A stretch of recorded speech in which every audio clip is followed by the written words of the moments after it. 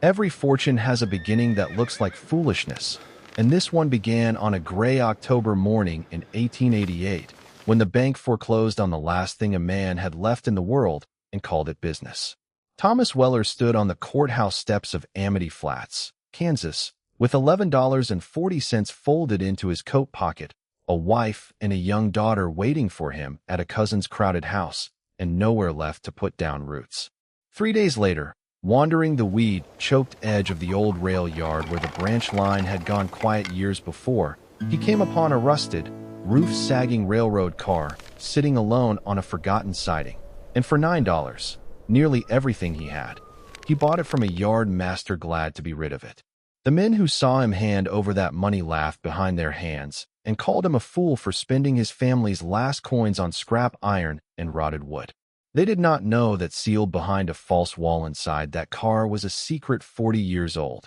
one that would not only save a desperate family, but would return to an entire town something it had been quietly robbed of for 2 generations. Settle in, and let us tell you the story of Thomas Weller.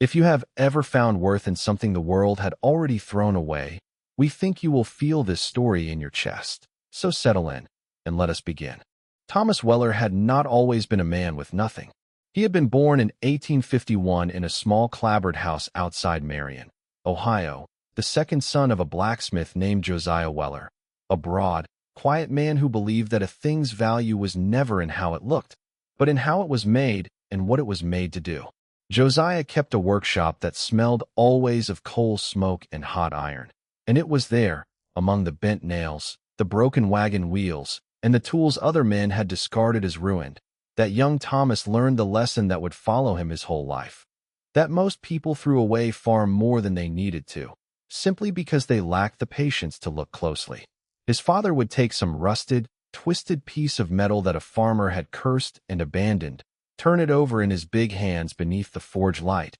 and say,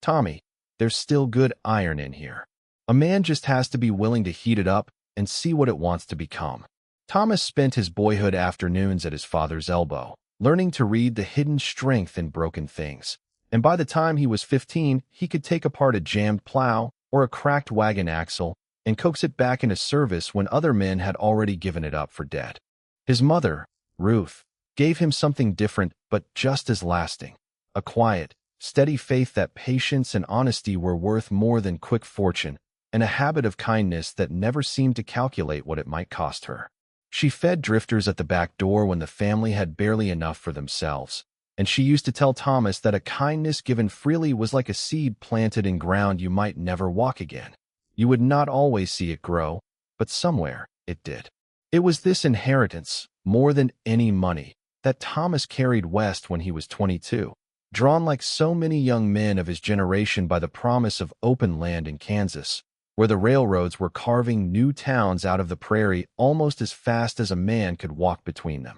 He married Eleanor Hale in the spring of 1875 in a small white church in Council Grove, and anyone who knew them both agreed that there was a rightness to the match, for Eleanor possessed the same unhurried steadiness as Thomas, the same refusal to be rattled by hardship. She had grown up the daughter of a schoolteacher, and she brought into their marriage a love of books, of careful record-keeping, and of the written word that Thomas, for all his skill with iron and timber, had never quite developed himself. Together they took up a homestead claim 11 miles outside the little rail town of Amity Flats, a place that had sprung up almost overnight in the 1860s when the railroad first pushed its line westward, promising the settlers who gathered there that Amity Flats would become a great depot town, a crossroads of commerce for the whole region. For a time, it seemed the promise might hold. Farmers broke the tough prairie sod, a general store went up, a schoolhouse, a small white church much like the one where Thomas and Eleanor had married.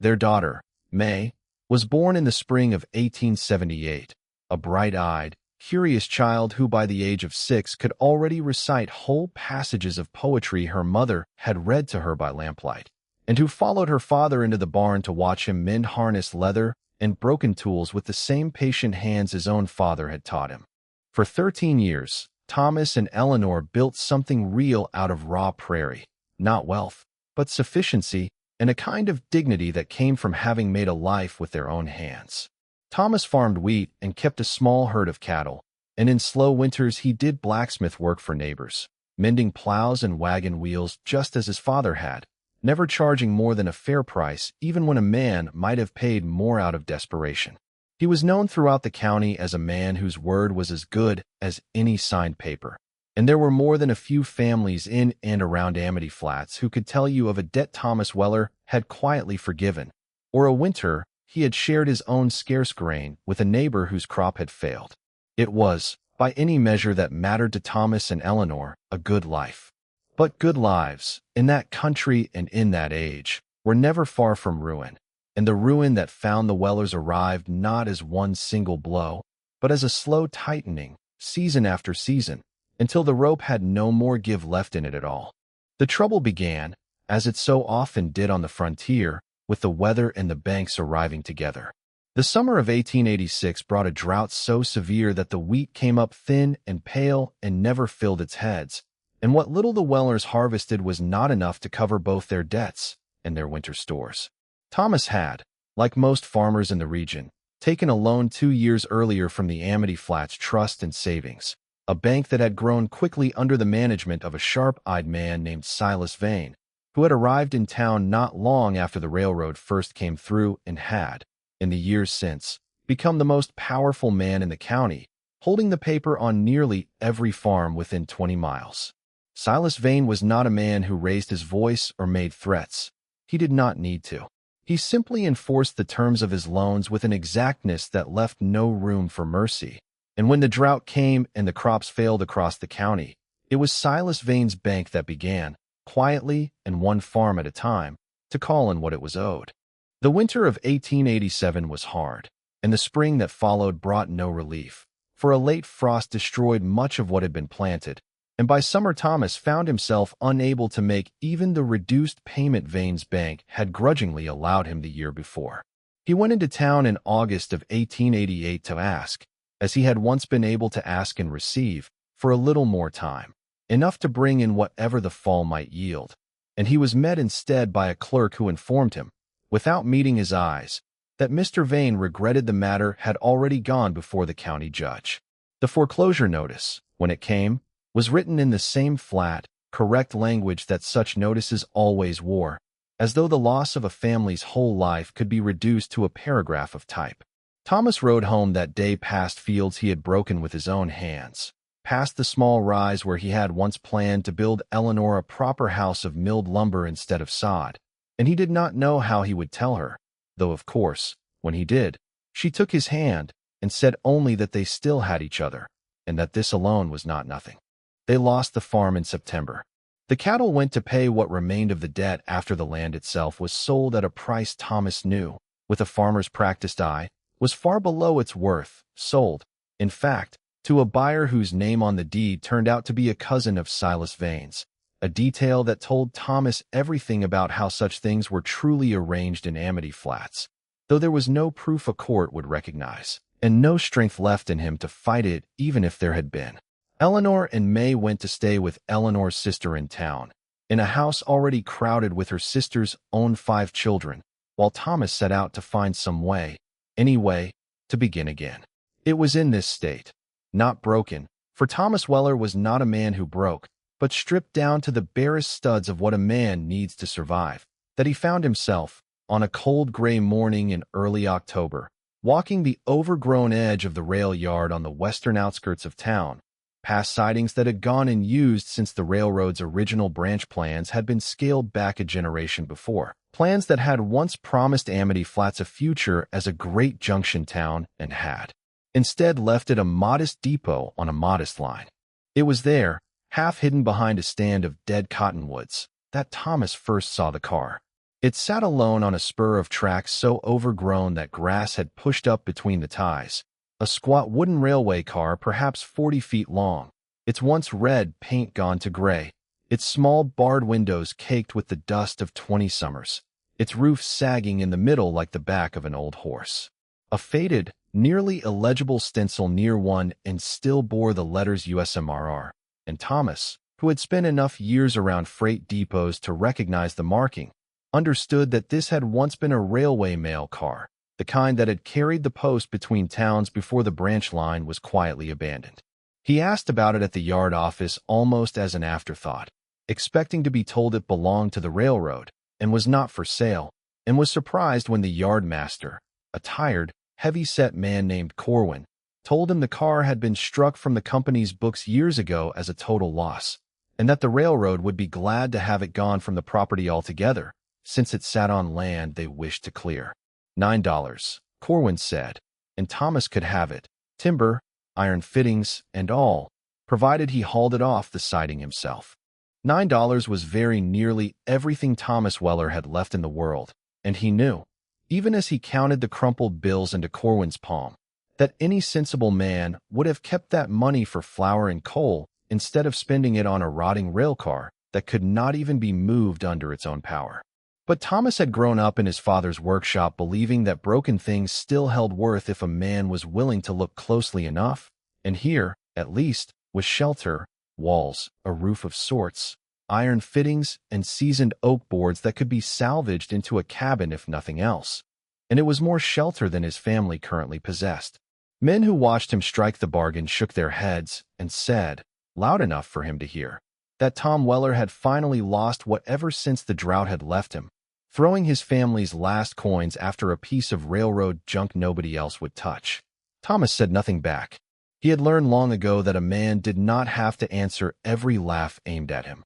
only prove, in time, whether the laughter had been earned. It took him the better part of 2 days, with a borrowed team of mules and the help of a neighbor who still trusted him despite his misfortune, to drag the old car off its rotted siding and down to a small plot of land his brother-in-law let him use at the edge of town, a plot with nothing on it but weeds and a dry well, offered out of pity more than generosity. Once it was settled, Thomas set about the work he knew best, prying loose the warped boards of the car's interior to see what could be saved and what could be rebuilt, and it was on the second evening of this labor, working by lantern light with May's small hands helping him hold boards steady while Eleanor swept out decades of dust, that he found the first sign that this car was not quite what it appeared to be. The mail car's interior had been fitted, as such cars often were, with sorting bins and pigeonholes along one wall for the letters and parcels a postal clerk would have handled en route, and Thomas was working to pry these fittings free when he noticed that one section of the wall behind the bins sounded different beneath his knuckles than the rest,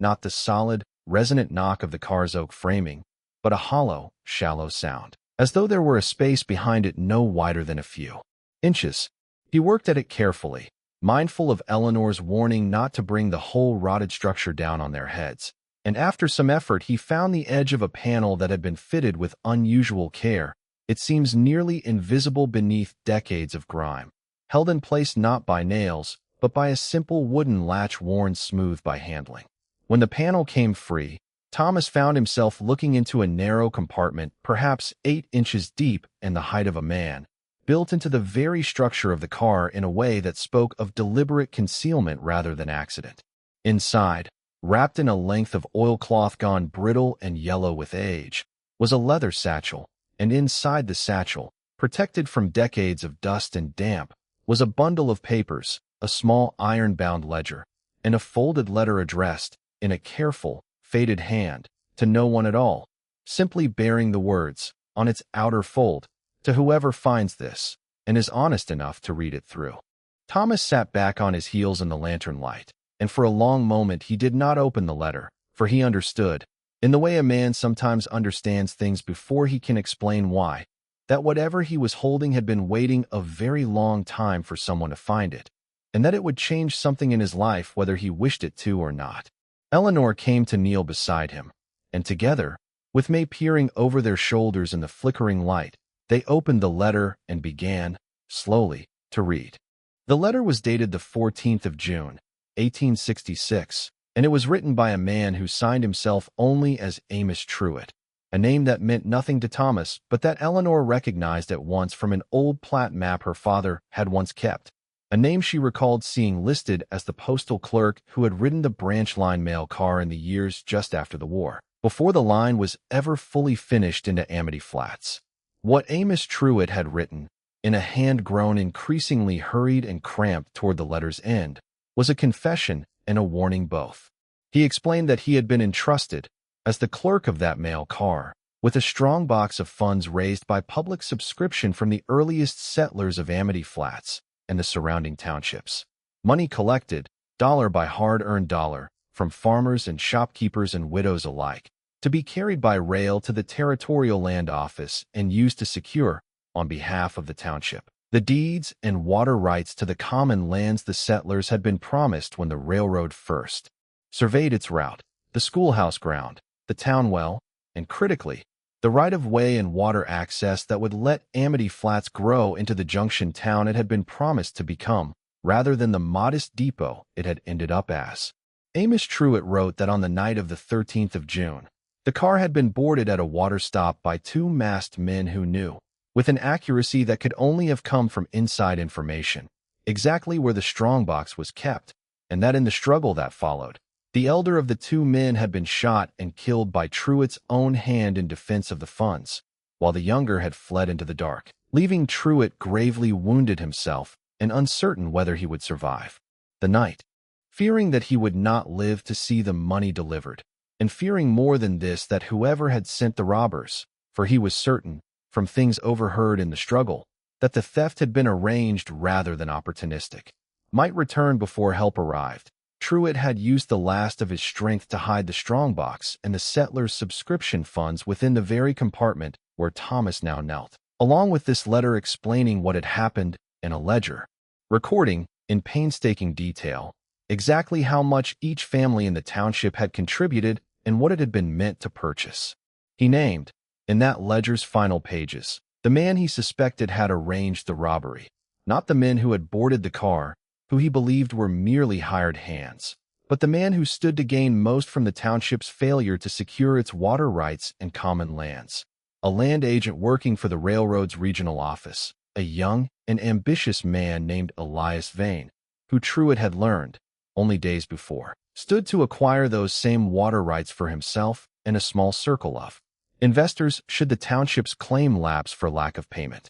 Truitt's letter ended there, his hand grown so unsteady in its final lines that the last words were nearly illegible, and Thomas and Eleanor sat together in the lantern light for a long while after reading it, neither speaking, both understanding that they were holding in their hands something far larger than $9 worth of rotted timber. Eleanor was the one to say aloud what they were both already thinking, that Elias Vane, land agent, was very likely the father, or perhaps the grandfather, of Silas Vane, the banker who now held paper on half the county and who had, with such cold correctness, taken the Weller's own farm not 1 month before. The days that followed were unlike any Thomas Weller had known. He and Eleanor spent long evenings by lamplight going through Amos Truitt's ledger page by page, cross-referencing the family names recorded there. Hollis, Bergstrom, Danvers, Okafor, Pruitt, dozens of them, against the families still living in and around Amity Flats,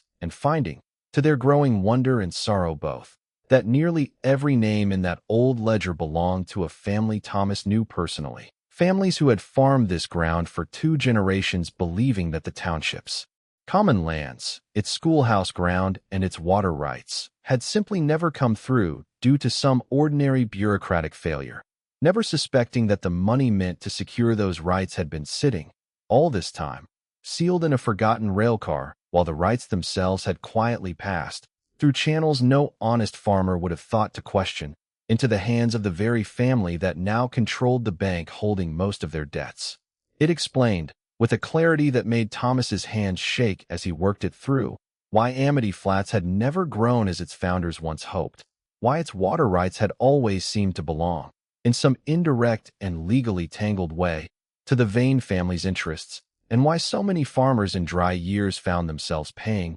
one way or another, for water that should by rights have flowed to the whole township freely. Thomas understood at once that he could not simply keep this discovery quiet and use it only to enrich himself, even had the money still been sound currency rather than 50-year-old subscription notes now worth little beyond their history. For what Amos Truitt had truly left behind was not a treasure but a truth, and truths of that kind, Thomas's father had always told him, belonged not to the man who found them, but to everyone they had wronged. Yet he understood equally that simply walking into town and announcing what he had found would accomplish nothing but his own ruin. For Silas Vane held the county judge's ear, held the mortgage papers on half the families named in that ledger, and would not hesitate to declare the whole matter a forgery cooked up by a bitter, foreclosed farmer looking to make trouble. It did not take long for word to reach Silas Vane that Thomas Weller had bought some old railcar and was pulling it apart board by board out at his brother-in-law's plot. For Amity Flats was a small town and little escaped notice within it. And within a week a man appeared at Thomas's gate whom Eleanor recognized as one of the clerks from Vane's own bank, offering, with elaborate courtesy, to buy the old railcar from Thomas for the considerable sum of $20 on behalf of an unnamed party interested in its scrap iron. Thomas understood at once what this offer truly meant, and he declined it, politely but firmly, saying only that he had grown attached to the old car and meant to keep it. The clerk returned 2 days later with an offer of $50, and when Thomas declined that as well, the tone of the visits began to change. A man Thomas did not recognize came by one evening to observe, with studied casualness, that a family in the Wellers' position could ill afford to make enemies of the bank that held paper on so many of their neighbors, and that misfortune, once it began, had a way of following certain families longer than others. Eleanor, watching from the doorway, gripped May's shoulder a little tighter and said nothing, but Thomas saw in her eyes the same steadiness she had shown him on the day the foreclosure notice came, and he understood that whatever happened next, she would not ask him to back down. Silas Vane himself came at last, on a Sunday afternoon in late October, driving out in a fine black buggy that looked entirely out of place against the weeds and the rusted car, sitting crooked on its makeshift ties. He was a lean, carefully dressed man with pale, unhurried eyes, and he did not raise his voice any more than Thomas had heard he ever did, which made what he said all the more chilling for its calm. He informed Thomas that he had heard talk of old papers found in the railcar, papers that he understood to be worthless relics of a robbery long since closed, and he suggested, in the mild tone of a man offering helpful advice, that a family already struggling as the Wellers were struggling would do well not to go about town spreading confused stories that might be mistaken for slander against respectable citizens, stories that could, regrettably, make it very difficult for such a family to find credit, or work, or welcome, anywhere in the county from that day forward. Thomas listened to all of it without interrupting, and when Vane had finished, he said only that he had not yet decided what he intended to do with what he had found, but that he intended to think it through carefully, and that he thanked Mr. Vane for his concern. Vane's pale eyes rested on him a moment longer than was comfortable, and then he turned his buggy and drove away, and Thomas understood, watching him go, that he had very little time left before Vane decided that quiet threats were not sufficient and moved to something more direct. That night, Thomas rode into town in the dark and went to see Judge Harlan Pruitt, an old circuit judge nearing retirement, whose family name Thomas had recognized among the subscribers listed in Amos Truitt's ledger, and who had, Thomas knew from years of small talk at the general store, always harbored a quiet, unspoken suspicion about how the township's original water rights had come to rest so firmly with the Vane family's interests. Judge Pruitt read the ledger and the letter by his own lamp for a long while without speaking, his weathered face unreadable, and when he finally looked up, he told Thomas something that changed the shape of everything to come. That the original township subscription records, the ones that should have shown what became of the settlers' collected funds, had supposedly been lost in a courthouse fire in 1871, a fire that Judge Pruitt himself had always found conveniently timed, coming as it did. Only months after Elias Vane had quietly filed papers claiming the water rights and common lands under a legal provision allowing unclaimed township assets to pass to private petition after 5 years' lapse. With Amos Truitt's ledger now in hand, listing every subscriber's name and contribution in a hand any document examiner could authenticate against Truitt's known signature from surviving postal records, Judge Pruitt believed there was, for the first time in 20 years, a real chance to reopen the matter formally, provided the ledger could be verified and provided the families named in it were willing to come forward together rather than singly, where Vane could pick them off one at a time. with threats and calling in of debts. It was this last condition that became, in the weeks that followed, the true test of everything Thomas Weller had learned from his father and mother about the worth of things others overlooked. He went, quietly and one household at a time, to the families named in Truett's ledger, to the Hollis farm, to old Mrs. Danvers who still kept her late husband's homestead alone, to the Okafor family who ran the livery, to the Bergstroms and the Pruitts and a dozen others. And he showed each of them the page bearing their family's name and the dollar amount their grandparents or great-grandparents had once given in good faith toward a schoolhouse and a water right that had somehow never come. Some were angry, some wept. A few, fearful of Vane's reach, hesitated at first to put their names to anything that might provoke him, and Thomas did not blame them, for he understood better than most what it cost a family to risk the little they had left. But Eleanor went with him on many of these visits, and it was often her steady, unhurried voice and May's quiet presence beside her that seemed to settle people's fears more than any argument Thomas could make. For the town could see plainly that the Wellers had already lost everything and were not doing this for gain, but because it was right.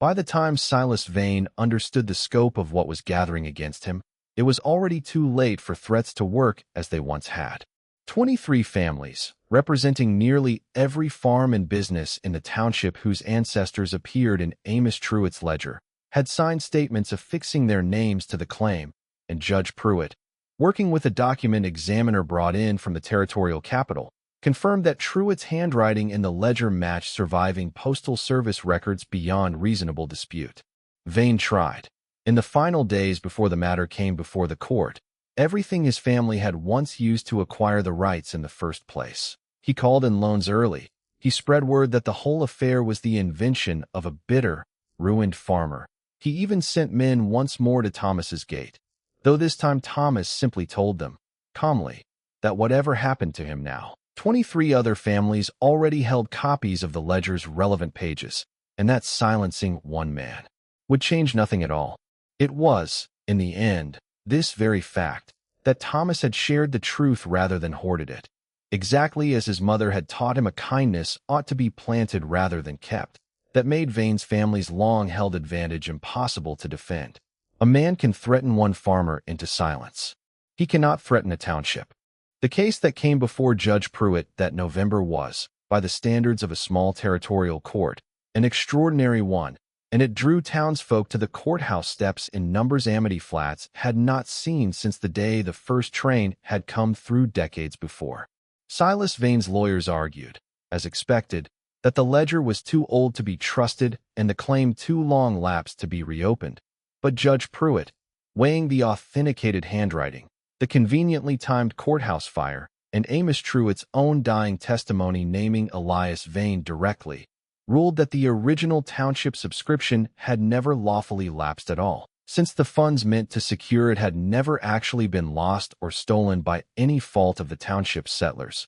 but had been deliberately withheld through fraud committed by the very man who benefited from the withholding. The water rights and common lands, the judge ruled, were to revert to the township of Amity Flats, to be held in public trust as they had always been intended, and the Vane family's decades of quiet control over water access, and the leverage that control had given the bank over half the farms in the county, came to an end in a single afternoon. What became of Silas Vane afterward was, in its own way, a quieter justice than any dramatic downfall, for he did not go to prison, nor did the court seize his bank outright. But the town he had ruled through fear and debt for so long simply stopped needing him in the way it once had. Farmers who had lived for years under the threat of foreclosure now held clear water rights that made their land worth more and their crops more certain, and many found they could refinance their debts through a new cooperative bank the township chartered using a portion of Truett's recovered subscription notes, which, though the original currency was long obsolete, the court recognized as establishing rightful township ownership of assets the Vane family had unlawfully claimed and profited from for 20 years, resulting in a substantial settlement paid into township funds. Silas Vane sold his interest in the Amity Flats Trust and savings within the year and left the county quietly. And though some in town wished for a harsher reckoning, Judge Pruitt observed, and Thomas privately agreed, that there was a certain fittingness in a man who had built his power on withholding water from others being left, in the end, with nothing but the dry ground of his own reputation. And so it was that Thomas Weller, the man the whole town had laughed at for spending his family's last $9 on a rotted railcar no one else would touch, became instead the man who restored to Amity Flats something it had been quietly robbed of for a generation. The township's grateful cooperative bank granted the Wellers, in recognition of what Thomas's honesty had returned to the community, a small piece of the very land whose water rights he had helped recover. And there, in the spring of 1889, Thomas began building Eleanor the house of milled lumber he had once only dreamed of giving her. He kept the old railcar, patched and re-roofed, standing at the edge of the property for the rest of his life, not as scrap or shelter any longer, but as a kind of monument, and it became something of a local custom for the school children of Amity Flats, taught, fittingly, in a proper new schoolhouse built at last on the ground the township had waited 2 generations to reclaim. To walk out on spring afternoons and hear old Amos Truett's story told beside the very car where his sacrifice had waited so long to be found. We began this story by telling you that Thomas Weller was called a fool on a gray October morning for spending nearly the last of his family's money on a broken railroad car no sensible man would touch. We hope you can see now what those onlookers could not, that Thomas had learned from a blacksmith father who found strength hidden in ruined iron, and a mother who taught him that kindness given freely returns in ways you cannot always predict, that value is rarely where the crowd expects to find it, and that patience with overlooked things is very often patience rewarded. What Thomas Weller bought that morning was never really a railcar at all. It was a dying man's last honest act, sealed away and waiting 40 years for someone willing to look closely enough to find it, and to be, as Amos Truett had hoped, honest enough to read it through. Thank you for spending this quiet hour with us and with the Weller family. If their story moved you, we would be grateful if you would share it with someone who might need reminding that overlooked things and overlooked people often carry more worth than the world is willing to see at first glance. Before you go, we would love to know, what is a time in your own life when you found real value in something or someone that others had already written off? We read every story you leave us, and we treasure them more than you know. Until next time, stay close.